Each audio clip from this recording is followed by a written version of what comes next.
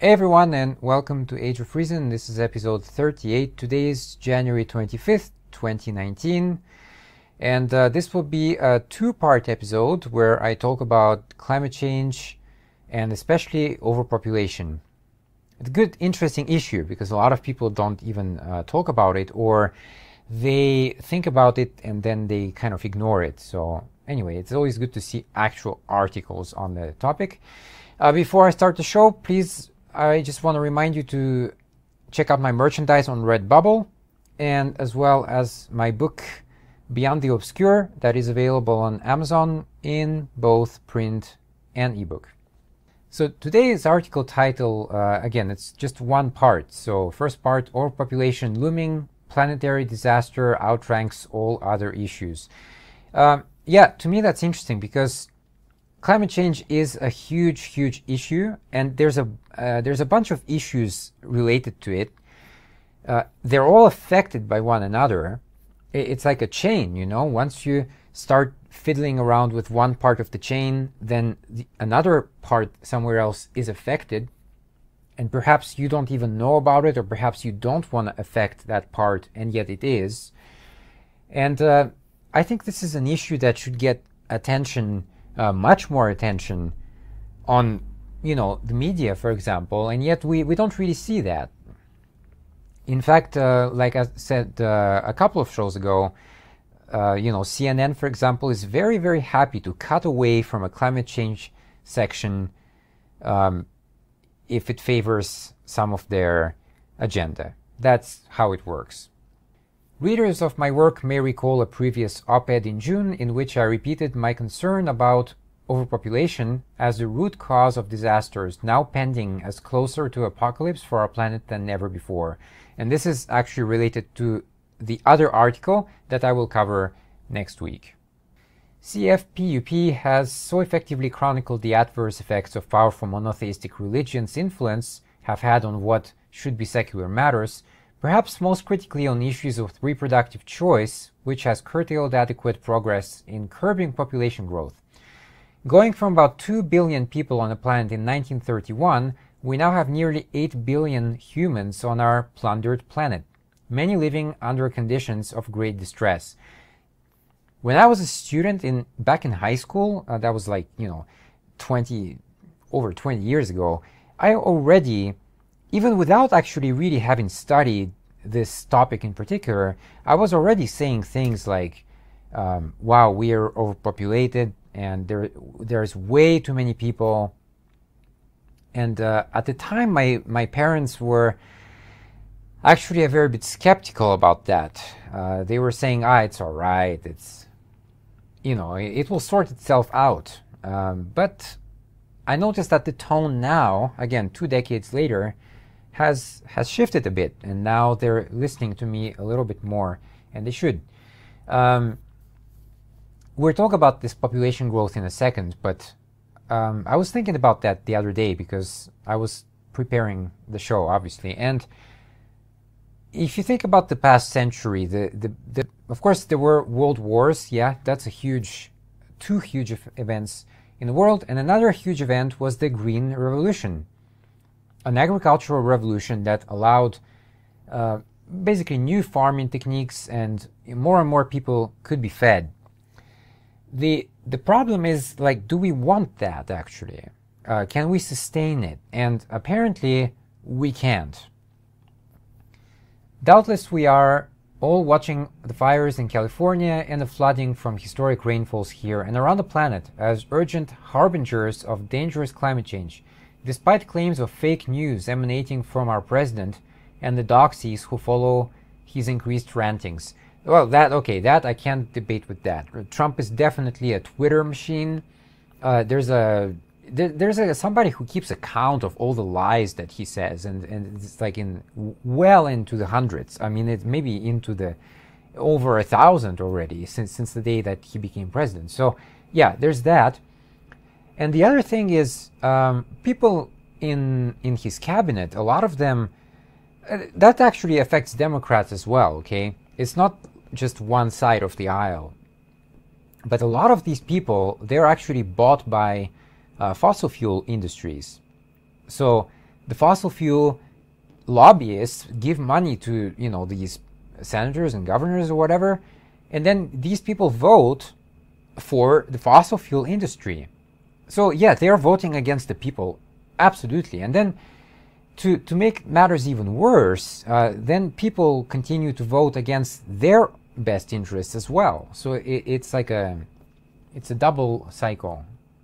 However, just as the commentators on the left, the mention of the primary driver of our growing global pain, population growth, gets virtually no mention. After all, there is so much other vital news to consume, such as the Paul Manafort trial and whether or not Mr. Trump colluded with the Russians. Now, I would say that this person wrote this particular part sarcastically. I would. But I know that because I cut it out here, I know that the next part actually continues, and it's real. I mean, that person is actually convinced that there is something in there, and there might be. I'm not saying that there isn't, but at this point, it's kind of a conspiracy theory, don't you think? And the media spends so much time and attention on this, when really we're listening to the same people that, you know, drove us into the Iraq war based on lies, absolute lies, just fabricated facts, as they call it. Definitely an alternative reality right there. And now we're supposed to just believe them because they say something. That's weird. I mean, obviously, I understand that, you know, organizations need to rebuild their reputation at one point or another, but I just really don't see this. And again, you have to look for the evidence. All I hear is, you know, bombshell here, it's the beginning of the end, the walls are closing in, and this has been going on for 2 years, okay? They've been saying it's the beginning of the end 2 years ago, and then suddenly they start to say it again a couple of months ago. If it was the beginning of the end, shouldn't it end already? So this is a relevant graph here because it shows the population growth going back to 1850 up to very recently, and it's a curve of population right next to CO2 emission, and you'll notice that they go hand in hand. There is no magic here. It's absolutely common sense. Every human being consumes things, so we're all responsible for the emissions one way or another. I, for example, often shop online, and I will buy something from China, but I don't pay an extra tax for that. I should, and I gladly would if there was such a thing, but there isn't. So I pay money for, you know, some dirty industry in China to produce my goods. Then they most likely use a very inefficient way of transportation to bring that thing to a shipping center, and then, you know, that gets loaded on an airplane, and that's a whole other topic right there. Airplanes are another huge driver of emissions, I should say. And I don't pay extra for that. There is no extra tax for that. And yet, just by purchasing something from China, I've done a lot of harm. And, you know, this is just one example. There are certain examples where I don't contribute to it. I, for example, don't go out because I'm very sick right now. It's very difficult for me to go outside. So that means that I don't even use public transportation. I go shopping once a week, and that's it. I use the heater though. I use electricity. I use my computers and my cell phone and whatnot. All of that is part of the problem. Now, I admit that, and for a lot of people, they don't even care. They don't even think twice about it. We take it for granted that when we switch on the light, you know, it will come on. If we turn the tap on the faucet, there will be water, clean water, most likely. Although, in the US, of course, there is lead poisoning as well. So, but anyway, we kind of take these things for granted. And the other thing is, like, people don't want to take responsibility. This is a very weird shift recently, and I noticed that everywhere, even in sports.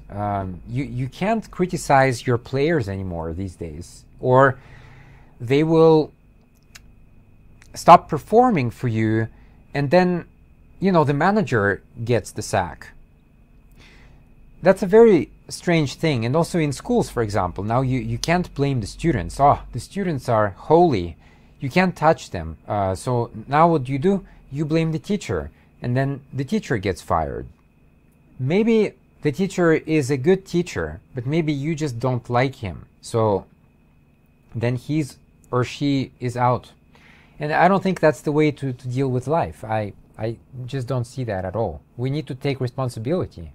This is just a related article here. It says the world is losing the war against climate change, and there's a picture here of people fighting fire. This picture comes from a movie called Before the Flood, hosted by Leo DiCaprio. I mentioned it in my top 10 list of movies that I watched last year.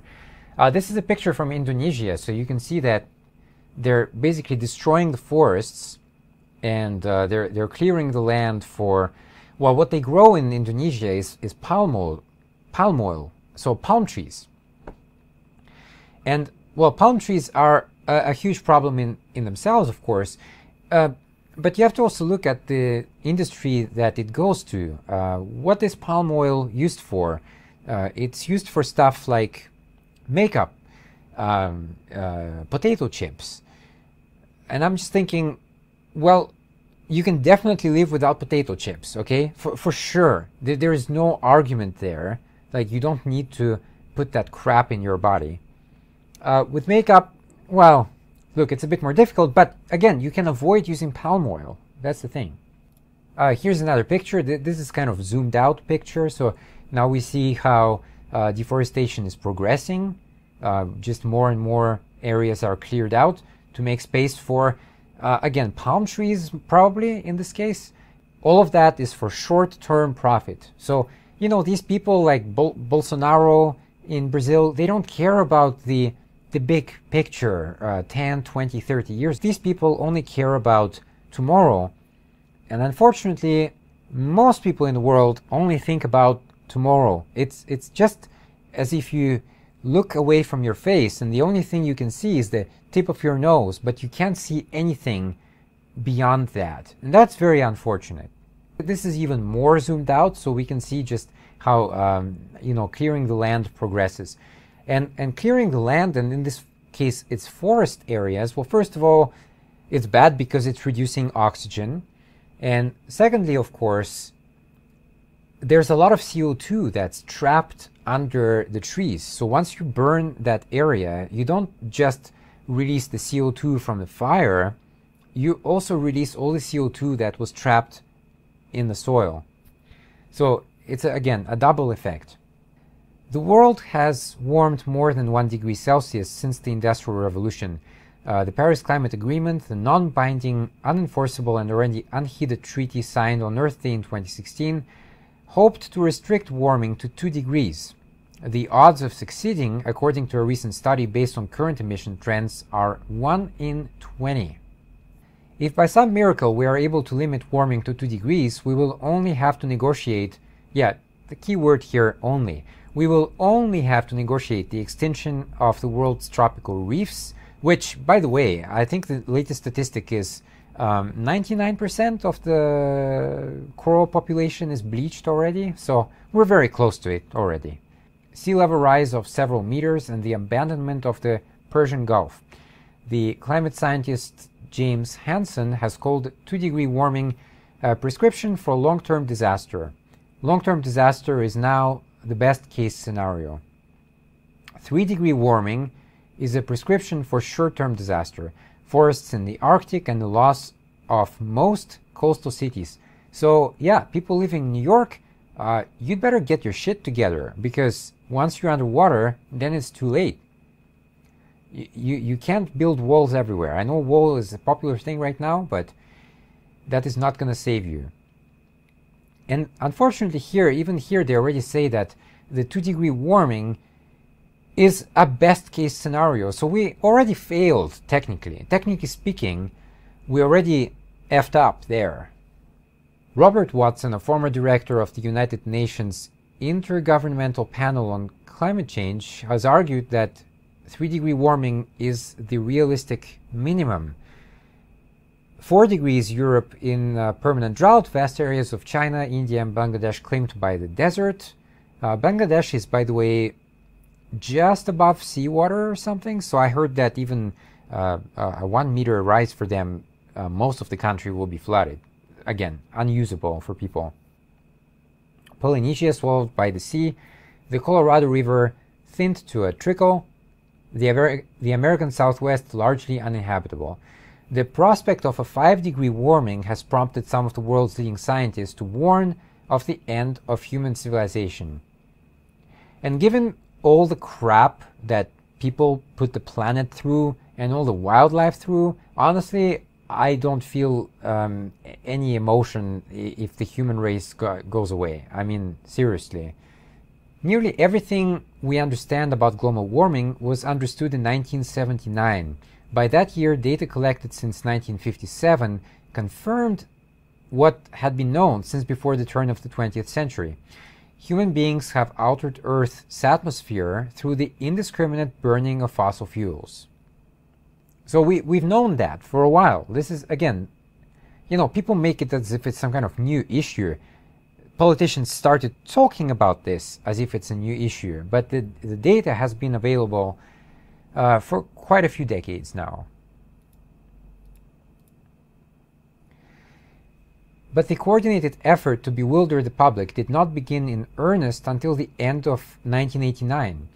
During the preceding decade, some of the largest oil companies, including Exxon and Shell, made good faith efforts to understand the scope of the crisis and grapple with possible solutions. So, the fossil fuel industry, of course, is notorious for misleading the people, misinforming the people, and they're actually using the same tactics as the tobacco industry used back then. They have fake experts, they cherry pick the data, and you know, they mislead the information. I mean, they confuse the information on purpose. But again, people don't do any extra research, so they don't know about this. They kind of take it on faith.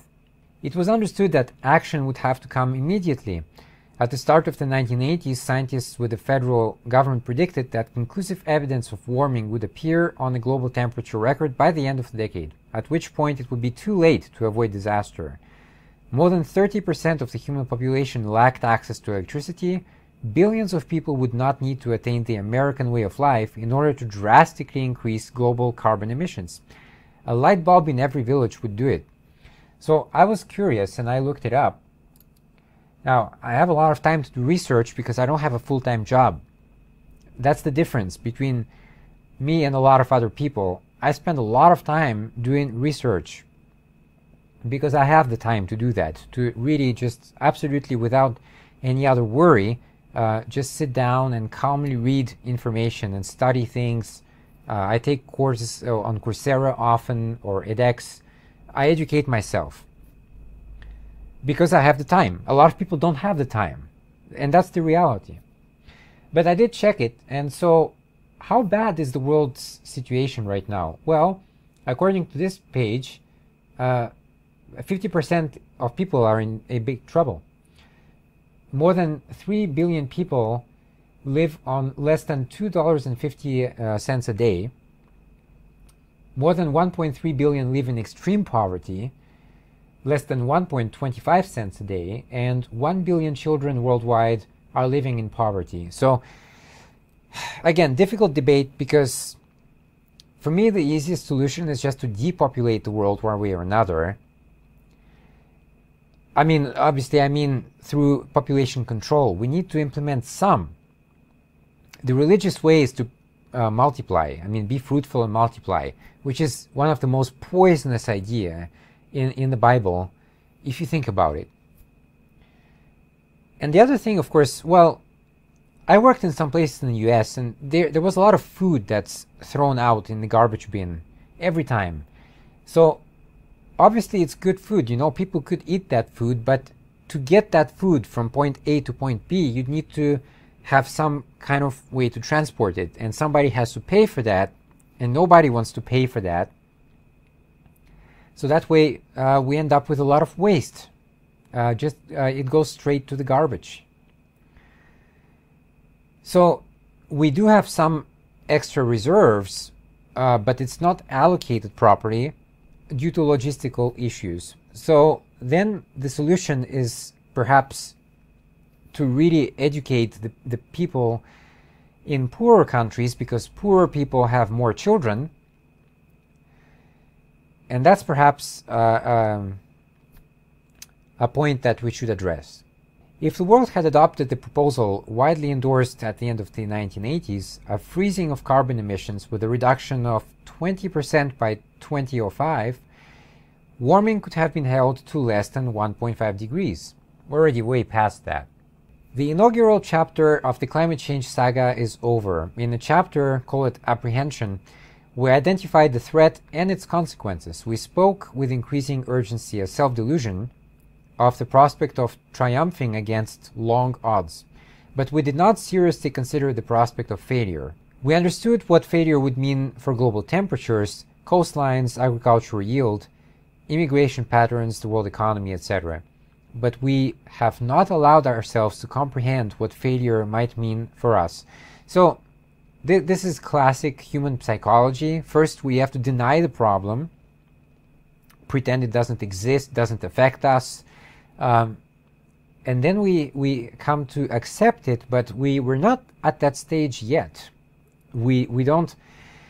When I say we, I'm not even talking about myself, because I studied this stuff, I understand it, I get it. When I say we, it's most people who don't really read into that at all. These people don't understand even the things related to climate change, so they can't move even to the acceptance stage.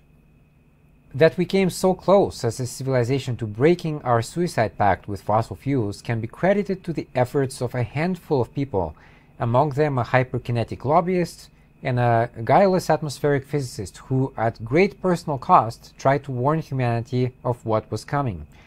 They risked their careers in a painful, escalating campaign to solve the problem, first in scientific reports, later through conventional avenues of political persuasion, and finally with a strategy of public shaming. Their efforts were shrewd, passionate, robust, and they failed. What follows is their story and ours. So this goes back to what I was saying a little while ago. People don't want to take any blame these days at all. We live in this very strange kind of environment where people can never be blamed anymore. Everybody's just gone like super soft and oversensitive over everything. So you can't be blamed, or these people start to cry and make drama, and you don't want that, so you just don't tell them off. All right, and that's it for today's show. Thanks for joining me, and join me next week for part 2 of this episode. Just want to remind you again, if you enjoy what I do, please support the show by getting merchandise from Redbubble. There's a bunch of different posters there for all sorts of tastes. Please also get my book, Beyond the Obscure. It's available on Amazon in print and ebook. All the links are available in the description. Thank you, and see you next time.